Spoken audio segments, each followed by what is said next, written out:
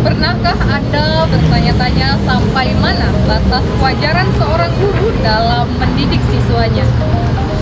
Hari ini kita akan mengupas tuntas sebuah kasus kontroversial yang sedang ramai diperbincangkan.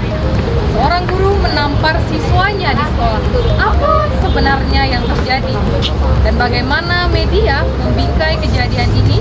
Serta apa dampaknya terhadap persepsi publik? Mari kita ulas secara singkat kronologinya. Kasus penamparan siswa oleh Kepala Sekolah SMA Negeri 1 Cimarga, Lebak, Banten menggemparkan dunia pendidikan.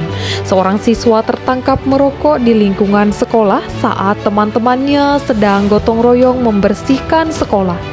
Amarah dan kekecewaan dalam dada sang pendidik berujung tamparan kepada siswa tersebut, hingga berubah cerita panjang. Akibatnya kepala sekolah didemo oleh para siswa yang melakukan mogok belajar, dilaporkan ke polisi hingga kehilangan panggung pengabdiannya. Siswa merasa menjadi korban kekerasan, sementara kepala sekolah berdalih tindakan itu dimaksudkan sebagai bentuk pembinaan moral. Sebanyak 630 siswa dari 19 kelas SMA Negeri 1 Cimarga melakukan aksi mogok belajar. Ratusan siswa itu berkumpul bersama di halaman sekolah, sehingga aksi ini merupakan bentuk protes terhadap tindakan kepala sekolah yang menampar siswa yang terpergok merokok di lingkungan sekolah. Dan bagaimana media membingkai kejadian ini serta apa dampaknya terhadap persepsi publik. Berdasarkan teori agenda setting, media menonjolkan isu kekerasan fisik di lingkungan pendidikan sebagai topik utama.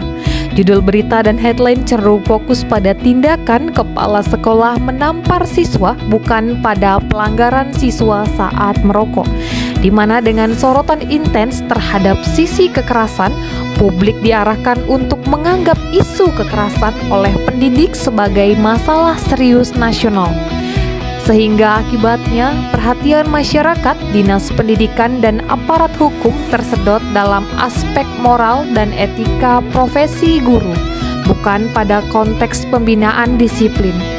Sehingga media berperan untuk menentukan fokus publik bahwa kekerasan oleh guru sebagai isu utama yang harus disedot dan diselidiki.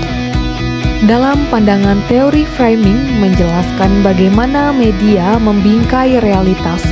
Dalam kasus ini, media menyoroti kepala sekolah melakukan kekerasan terhadap siswa. Dini Fitria digambarkan sebagai pelaku kekerasan, sementara ILP sebagai korban yang perlu dilindungi.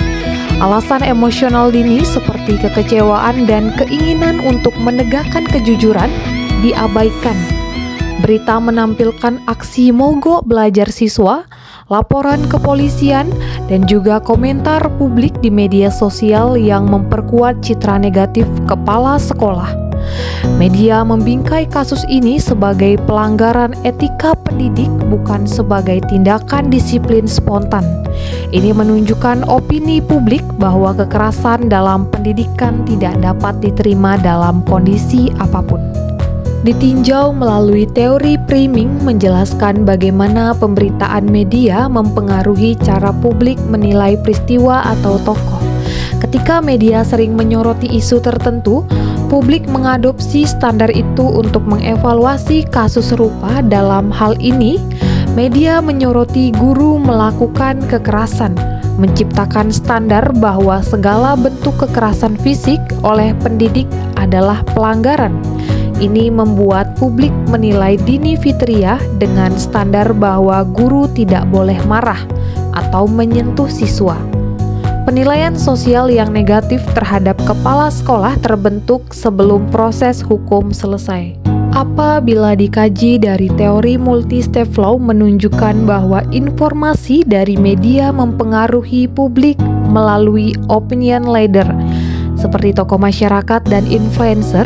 Mereka menyebarkan pendapat di media sosial hingga memperkuat opini publik. Seperti Wakil Gubernur Banten, Ahmad Damyati Natakusuma, menghargai proses hukum dan menolak kekerasan di sekolah. Komisi Perlindungan Anak Indonesia atau KPAI, Aris Adilaksono juga menemukan bahwa aksi mogok sekolah dipicu oleh perilaku kepala sekolah yang kasar. Orang tua juga menginginkan penanganan masalah disiplin yang edukatif, sehingga media menjadi sumber awal isu, tetapi opini kuat dari jaringan sosial yang paling berpengaruh.